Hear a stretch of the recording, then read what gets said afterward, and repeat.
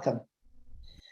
Welcome, native and non-native, black, white, and every tone and shade in between. Welcome whether you walk in or roll in or ride in.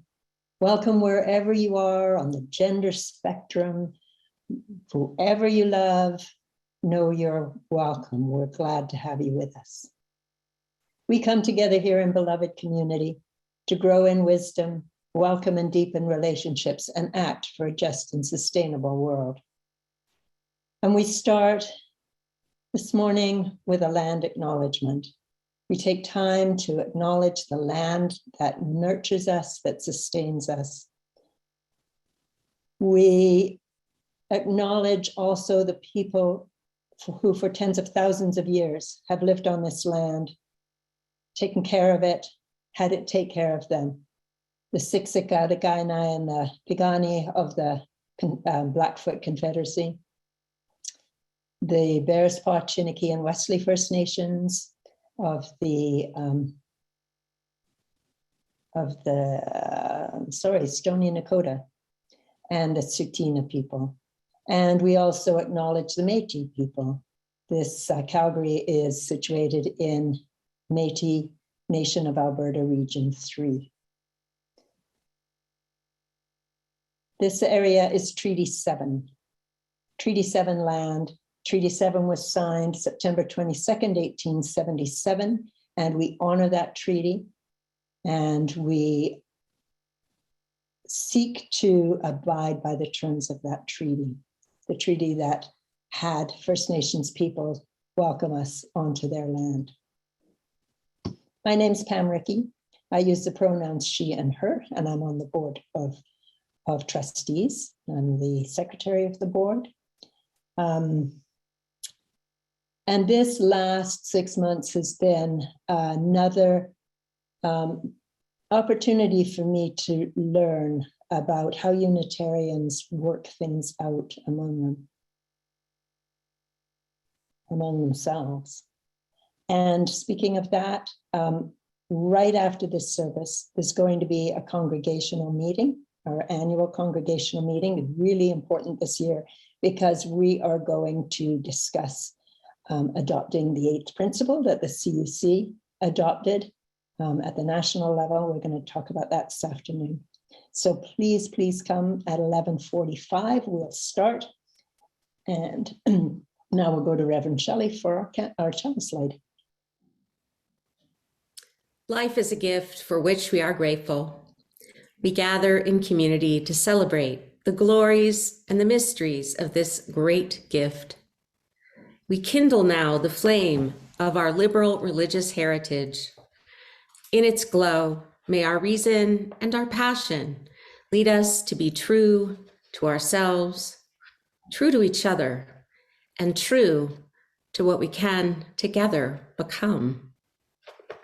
Welcome, my dear ones, to our online worship together this morning. I'm the Reverend Shelley Thompson. My pronouns are she and her, and I am delighted to be serving as the interim minister of Calgary Unitarians. Today is that special day, the annual meeting where we are going to discuss that 8th principle. So again, I remind you to please join us afterwards. We need you for our quorum, and we really want to hear your voice and ask you to participate with us in this really special and important process. Now, won't you please join me in singing, "Come and Go With Me to That Land."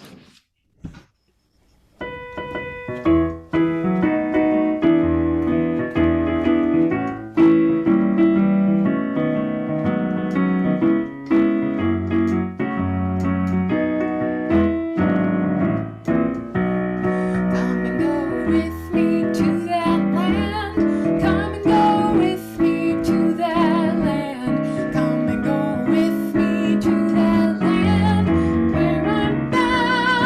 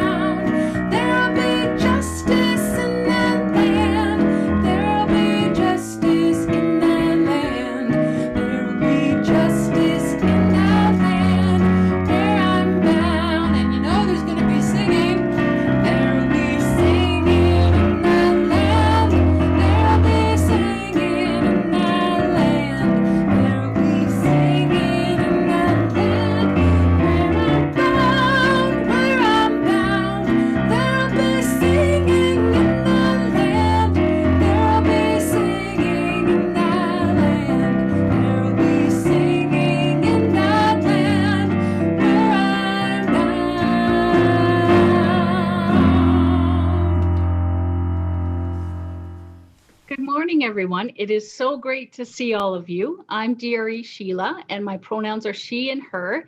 And this month of December, we're talking about joy. And so the week, not this week, well, this week we're talking about joy, but next week I want to talk about the joy that our pets bring us.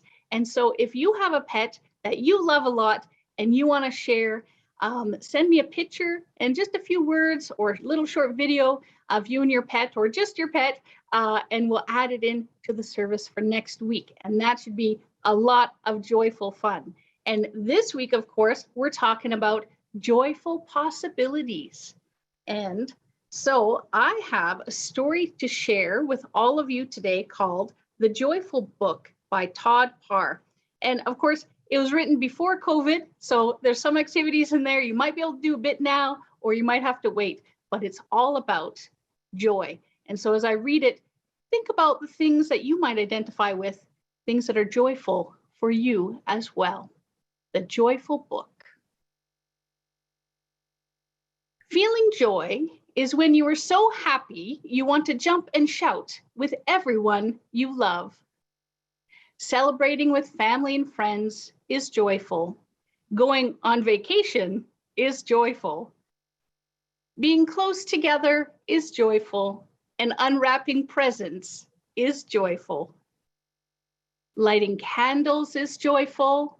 Storytelling is joyful. Trying new things is joyful. Whee! And having company over is joyful. Watching a parade is joyful. Rubbing noses is joyful. And getting dressed up is joyful. Giving is joyful, and singing holiday songs is joyful. Playing games is joyful. Hugging is joyful. Sending love to family and friends far away is joyful. Sharing a meal is joyful, and playing outside is joyful. Learning new traditions is joyful. And making yummy treats is joyful, and visiting friends is joyful, and decorating for the holidays is joyful, and saying thank you is joyful. And starting a new year is joyful. And holidays are a special time, no matter what traditions you celebrate. It is always joyful to be together with family and friends. Try to find joy every day and share it with others all year long. The end. Love, Todd. So I love that story. And this week's family challenge that I have in our Children and Youth newsletter is to make something called a joy list. And so I want to invite all of you to try that out this week. It's making a list of the things that bring you joy, but that we don't necessarily do all the time or schedule. And some of the things on my joy list that I just thought, okay, for December, I'm going to focus on some things that bring me joy. One is I went for massage therapy, which I haven't been in 18 months. I have a sore hip. I tell you, that was joyful. So joyful. That was fantastic. Another one is I ordered some new tea, some nice organic tea that I've never had before. And I make the cup and I smell it, and that feels so joyful. And another one is I've been doing stretching in front of my fireplace, and I'm not ready for yoga yet. I'm getting there, but the stretching in the fireplace, it's joyful. And later this afternoon, I'm going to be playing Calico Critters with my daughter. And that's another one that made my joy list. So just doing a few things every week from your list is going to find ways to bring more joy and happiness in your life this month. So I hope all of you can join me this week in finding just a little bit more joy. Now is the time for sharing our joys and concerns. Please feel free to type those in the chat if you'd like to do so. We're going to light a candle for all of the joys, the celebrations and the good news, the excitement we want to share to bless all of us. We light a candle for the sorrows, the cares, the concerns that we hold in our hearts, the troubles and travails that we need to share. so that we have help to bear the load. And we light a global candle for the joys and sorrows, cares and concerns of people the whole world over. We send out the love and compassion that our faith calls us to share. May all beings know peace. Please join me in singing, Sending You Light.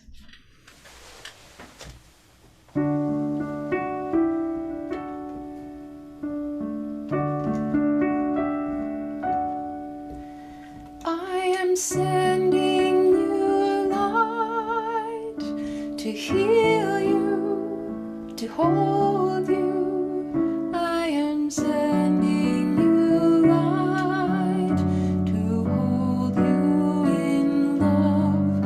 I am sending you light to heal you, to hold you. I am sending you light to hold you in love. No matter where you go, no matter where you've been, you'll never walk alone. I feel you deep within, 'cause I am sending you light to heal you, to hold you. I am sending you light to hold you in love. I am sending you light to heal you, to hold you. I am sending you light to hold you in love. No matter what you feel or what you choose to show, I'm always there for you, and so I want you to know that I am sending you light to heal you, to hold you. I am sending you light to hold you in love. I am sending you light to heal you, to hold you. I am sending you light to hold you in love. I walk the path with you. Go slow, dear one, don't hurry. I'll go just like you need to go. There is no need to worry. I am sending you light to heal you, to hold you. I am sending you light to hold you in love. I am sending you light to heal you, to hold you. I am sending you light to hold you in love.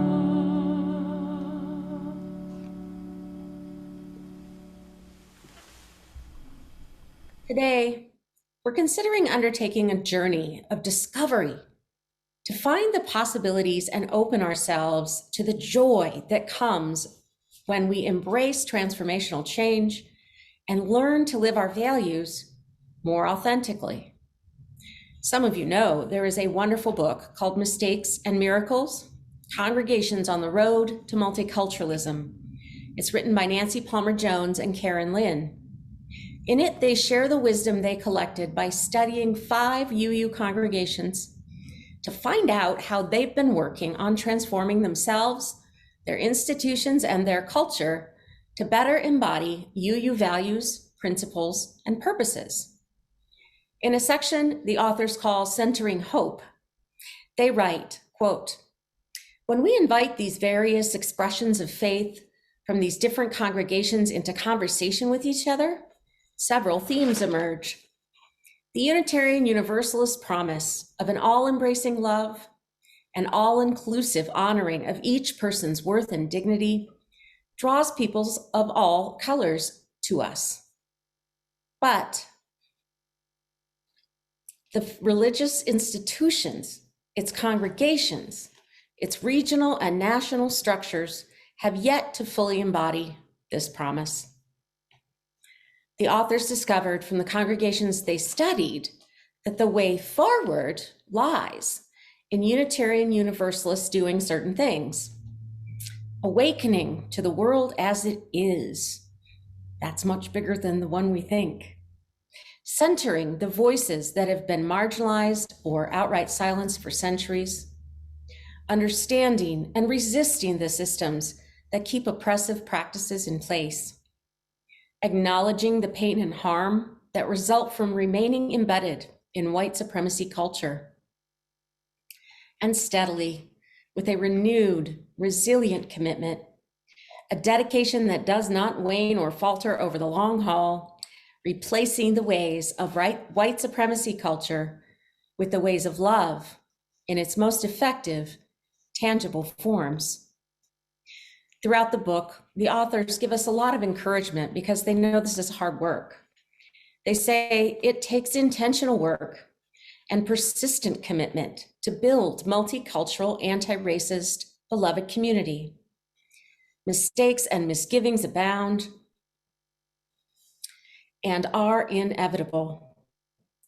But unexpected miracles and joy and transformation are abundant too.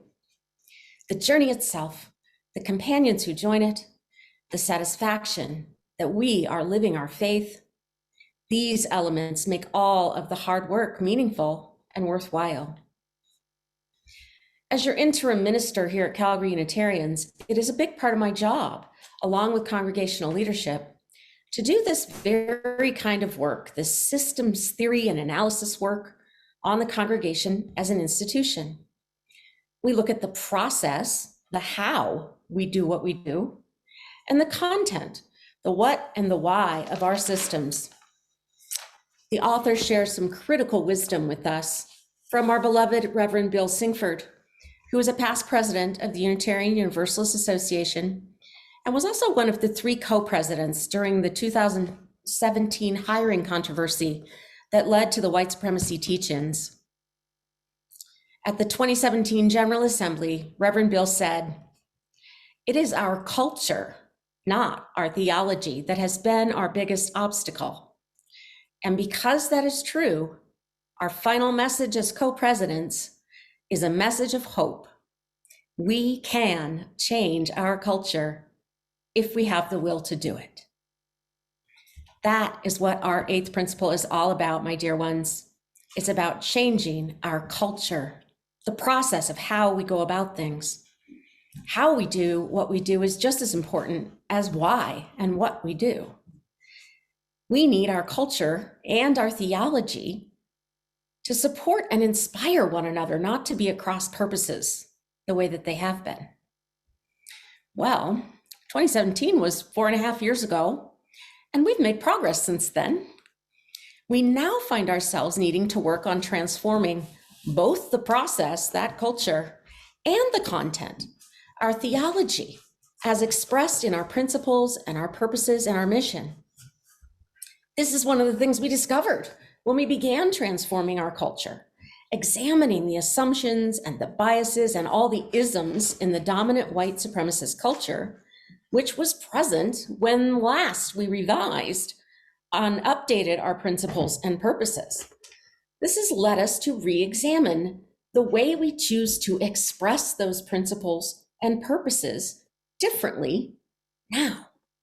We realize the need to adapt our language and our attitudes, our hearts and our minds to better reflect a culture of beloved community that we're trying to embody.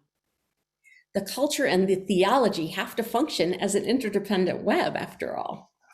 I'm just saying. So now, in addition to adding an 8th principle that calls us to change our culture, our core theology of all our principles and purposes is also under critical review by both the Canadian Unitarian Council and the Unitarian Universalist Association. The CUC's brand new 8th principle is an exciting development that we're going to talk about here today. And the UUA is voting on the 8th principle in 2023. They have a very long parliamentary process, but I think at the last count, there were about 125 congregations who've already adopted the 8th principle. So not only is all this self-examination work happening at the CUC level and the UUA level, that's right, it's happening right here at Calgary Unitarians. Some of you may not know that we have an important precept in Unitarian Universalism called Congregational Polity. Wikipedia gives us a simple definition. The term Congregationalist polity describes a form of church governance that's based in the local congregation. Each local congregation is independent and self-supporting, governed by its own members. Congregations that belong to associations and conventions are still independently governed. End quote. We are bound by a mutual covenant, not by decree, which is why you get to vote today on the 8th principle here at Calgary Unitarians. I hope you'll support it. When we say our dominant culture has to change, that means we have to change. We are the culture. This dominant culture that we perpetuate is a paradigm of power and control over other people. So you can see that we have a big problem right there. In order to change the quality of life for more people for the better, we need a system and a culture, a process of civic and social engagement that values shared power with and among people in more egalitarian ways. Makes sense, right? I think it does. But here's the deal. White supremacy culture is extremely resistant to change, partly because it's designed to be completely invisible to the people who benefit from it the most. But there's very good news. Absolutely anybody who wants to, and here's the key, you have to want to, can learn to recognize white supremacy culture everywhere, all the time. It's large and in charge. It's not hard to see once someone gives you the right tools. You do have to sacrifice your old paradigm of the world as you thought it was, and be open to discovering that the real reality is so much bigger and different than you ever knew was possible. And there is so much joy available in all that possibility, I promise you. For those of you who have a hard time grasping the concept of white supremacy culture and how it gets in our way, as many of us do, let me give you a rather quirky example. Let's say that someone, let's just call him Sal, he owns and operates a hockey rink. Athletes come, they play hockey, and people crash, they get bloodied, they get bruised, they fall down. And hockey's about winning or losing. It's a sublimated process of conquest, just like many other sports. It's a power over model. Well, then one day Sal joins Calgary Unitarians. And Sal decides that he loves our 3rd principle, justice, equity, and compassion, more than winning. And Sal decides he wants to change. So now he wants to promote peace and cooperation and shared power that uplifts and enriches people, not just the winner who took power over the loser.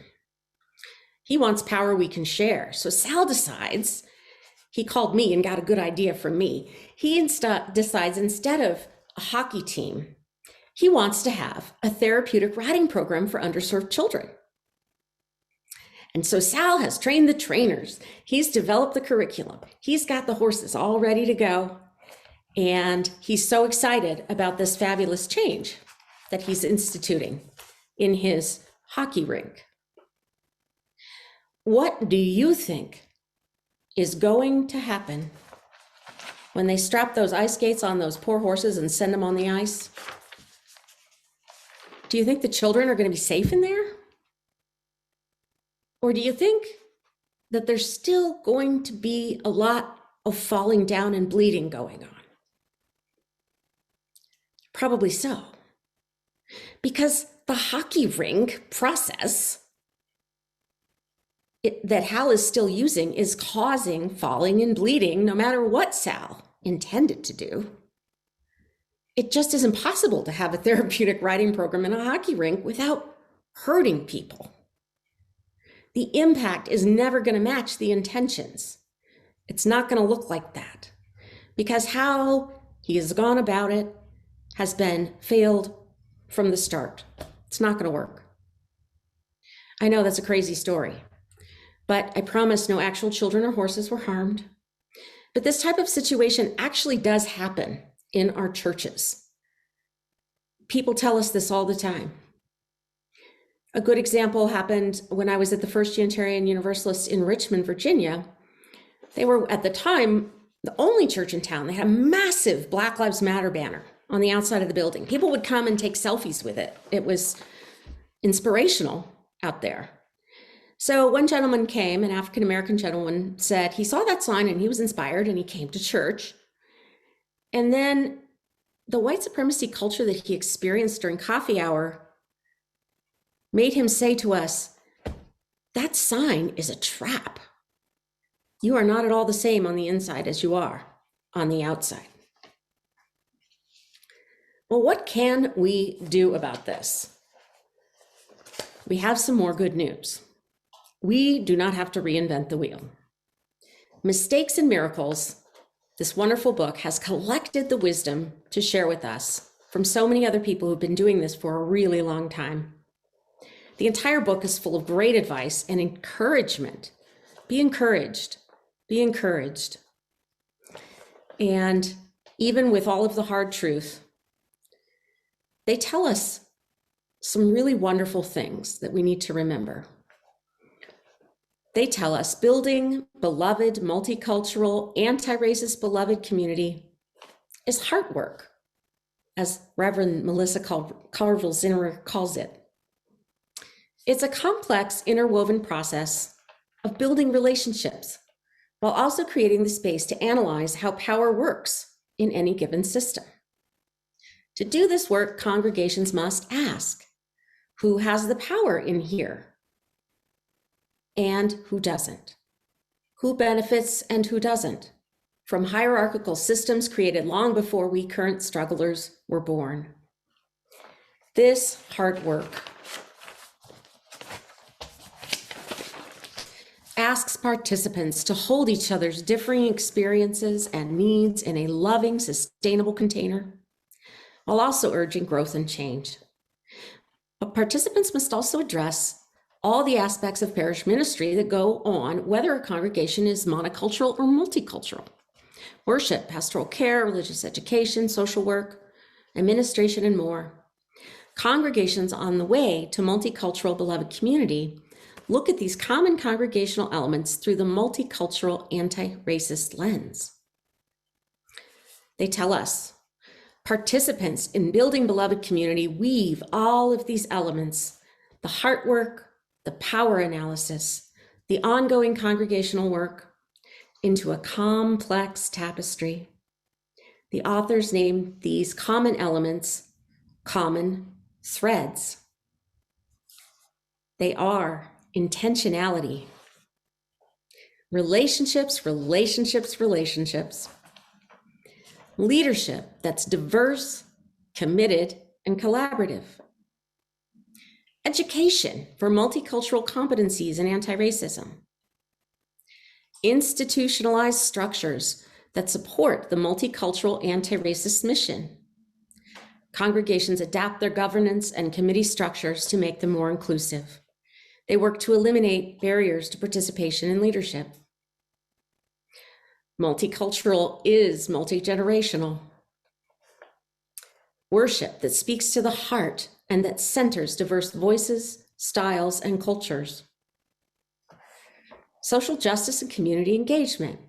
The congregation works in partnership and solidarity with traditionally marginalized groups at the local, state, regional, provincial levels for justice and equity for all.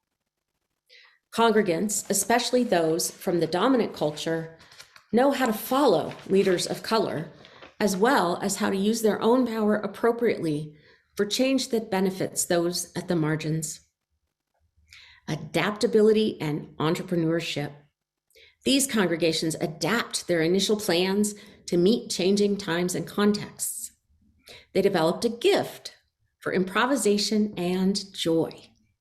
They are on the journey for the long haul. A willingness to take risks and to feel uncomfortable. If some folks are not uncomfortable, then the congregation or the community might not be moving into the areas that need the deepest change. Patience, perseverance, courage, and humility. This work is messy and it never ends. Well-trained and well-intentioned people will keep making mistakes. Conflict is inevitable. Patience, perseverance, courage, and humility are prime habits of the heart in building multiracial, multicultural, anti-racist beloved community. And lastly, they name a palpable aliveness and love. Congregations on this journey have a sense of aliveness and enthusiasm for the work. Everyone has the chance to feel more whole and more seen in these communities. The spirit of love is palpable in the congregations that commit to this soul work. Thank you to Nancy and Karen. So it is in fact entirely possible, yes, we can undertake this journey of discovery to find the possibilities and open ourselves to the joy that comes to us when we embrace transformational change and learn to live our values more authentically. Is it easy? H-E double hockey sticks? No. Is it worth it? Hell to the yes. I want to share with you this very relevant poem by my dear friend, Reverend Teresa Ninan Soto. The elephant in the room, every single room. Worrying is like an elephant. The more someone tells you not to elephant, the more it becomes real and wrinkly, tooth and trunk. And anyway, did you even say you wanted an elephant taking up the whole entire living room? You never do when you're anxious. But anxiety didn't ask. Is content instead to put muddy boots on your velvet mental furniture, laughing, unconcerned when you actually care. Anxiety is like a song that gets stuck in your head, except the tune is off. The words keep getting messed up, but you still can't get rid of it. The fear, the stress, the skin crawling dread. Blessed are the anxious. Sorry that it's hard, and you're not always wrong, that things sometimes fall apart and end up worse than when we started. Blessed are you when you try. Fear gripping your arms as though it's afraid of losing you, even though what you know is that it's never far away. There is so much unseen labor in managing everything just under the surface.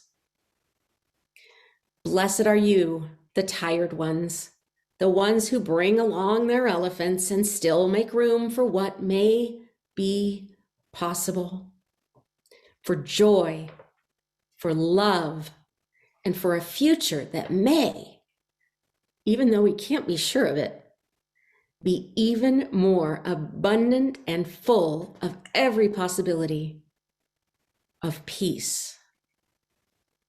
Ashe. Amen, and may it be so. Now Marcia is going to lead us in a time of meditation. We begin the meditation with the words of Mary Oliver. Every day I see or hear something that more or less kills me with delight, that leaves me like a needle in the haystack of light. It was what I was born for, to look, to listen, to lose myself inside this soft world, to instruct myself over and over in joy and acclamation. Nor am I talking about the exceptional, the fearful, the dreadful, the very extravagant, but of the ordinary, the common, the very drab, the daily presentations. Oh, good scholar, I say to myself, how can you help but grow wise with the teachings, such teachings as these? The untrimmable light of the world, the ocean's shine, the prayers that are made out of grass.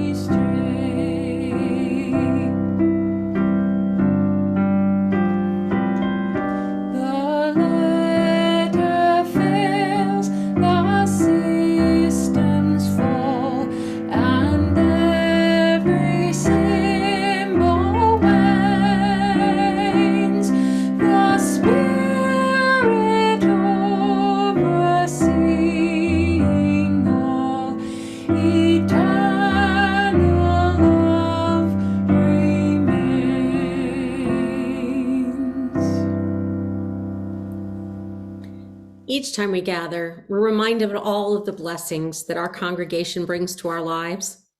And now is our chance to give back in support of this life-saving faith community.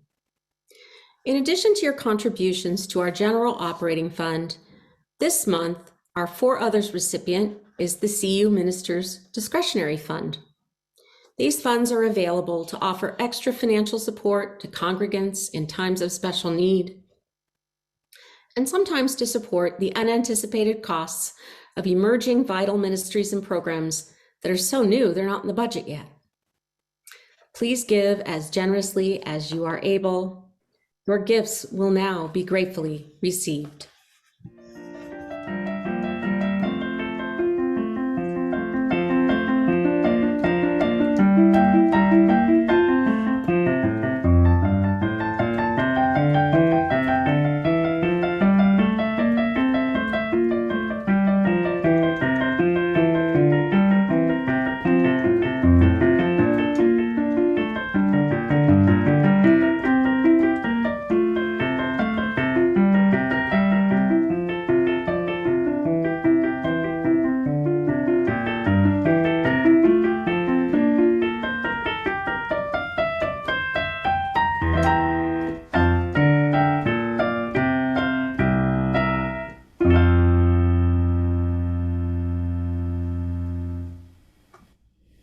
closing, I want to share with you another poem by my beloved Teresa Ninan Soto.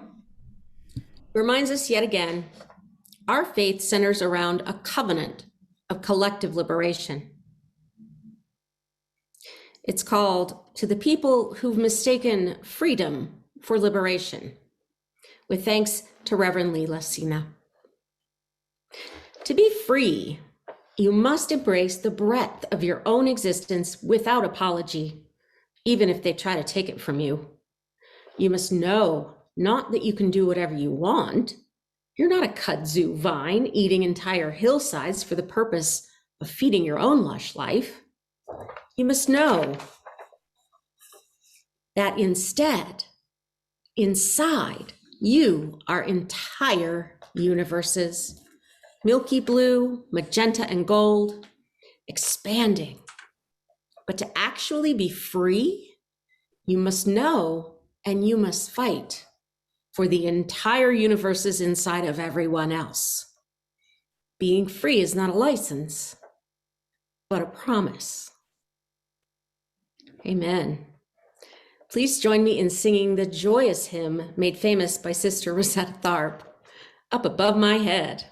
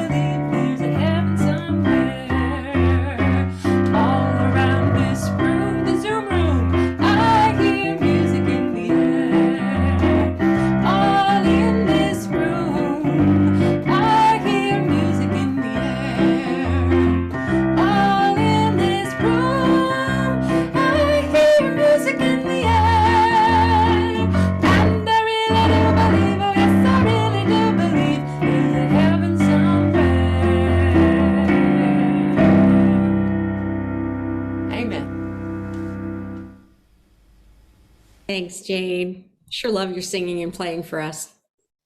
We are briefly going to extinguish the chalice of this worship space, and we are asking you to look in the chat and find the link and come on over to our Zoom space for our general meeting, where we'll light another chalice over there. Really appreciate you coming to worship with us today online, my darlings, and I look forward to seeing you next door in the other Zoom room. Take a quick break and join us soon. Thank you. Mwah.